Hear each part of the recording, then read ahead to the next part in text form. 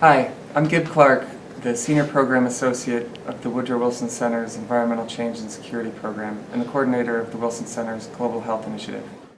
I'm here today with Laurie Mazur, the director of the Population Justice Project and the author of a new book entitled A Pivotal Moment: Population, Justice, and the Environmental Challenge.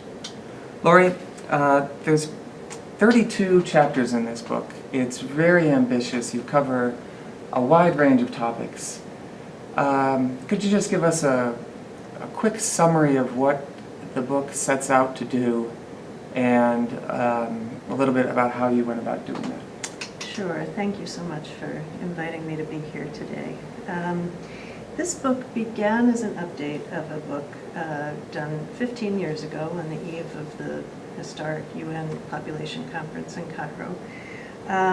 But we realized when we came together to do an update of that book that many things had changed in the intervening years. We realized that we really are at a pivotal moment for people and the planet. It's fairly well known that we're at a pivotal moment environmentally with climate change and other threats to the global environment. But I think it's less well known that we're also at a pivotal moment demographically. Right now, the largest generation in the history of humankind is coming of age. Half the population, some 3 billion people, are under the age of 25. And the choices that those young people make will shape their lives and their families and their communities, and their choices about childbearing will determine whether world population grows from 6.8 billion to as many as 8 or even almost 11 billion by the middle of the century. But we found that far too many of those young people lack the ability to make meaningful choices about childbearing. And these issues, population growth and the environment, are connected in ways that are very complex. Population growth is one of many factors that affect environmental quality, and both issues are deeply connected to inequality, both gender and economic. But if the problems are connected, so are the solutions. By making sure that all people are able to make real choices about childbearing, we can slow population growth and reduce human impact on the environment. And the good news is that we know how to do this, and that absolutely everything we need to do to slow population growth is something we should be doing anyway. Ensuring universal access to family planning and reproductive health services, educating girls, empowering women, and investing in the largest generation of young people ever.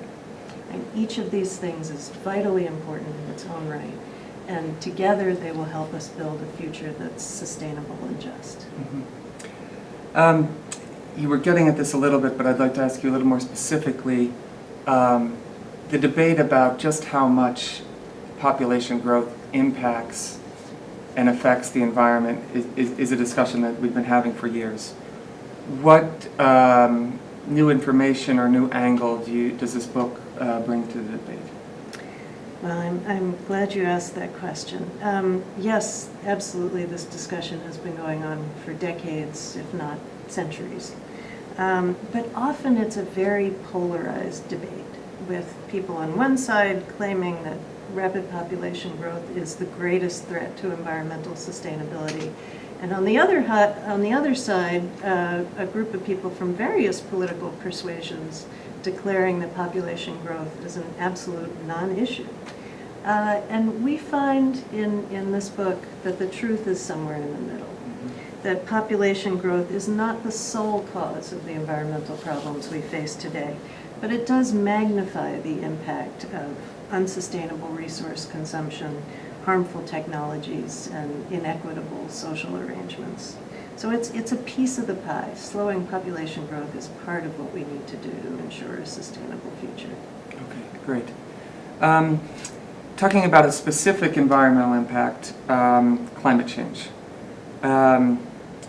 The book seems to argue that population growth is mainly going to occur in developing countries, and in fact that's something the data are showing that population growth in the future, over 90% of it will be in the developing world.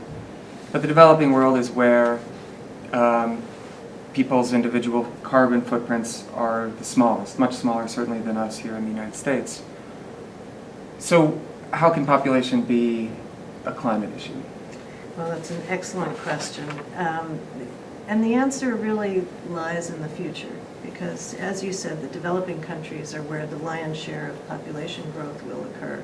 And they're also where development must occur for half of humanity to escape from grinding poverty. And half the human population lives on less than $2 a day.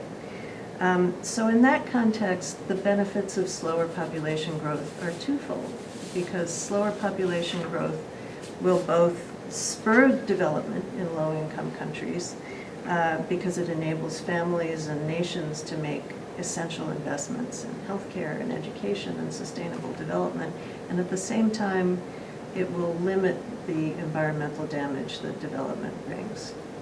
Okay, great. Well, Laurie, thank you so much for coming today. This is really, really helpful to help us get a preview of the book. The book is coming out on October 16th. We're excited that here at the Wilson Center we'll be hosting a launch of that book on October 27th at 3 o'clock. Joining Laurie will be John Bongartz of the Population Council, Jacqueline Echegaray of the Mariah Fund, and Roger Mark D'Souza from Sierra Club. Each of those folks are authors of chapters in the book. The foreword is by Tim Worth of the UN Foundation. It's really looking through the table of contents, looking through the authors. You really get a glimpse of leaders in the population, health, environment, gender, development, communities, you name it, they're on there. So we're really looking forward to that book discussion and for the book coming out. So thank you once again, Laurie, for coming. Thank you. And thank you for joining us.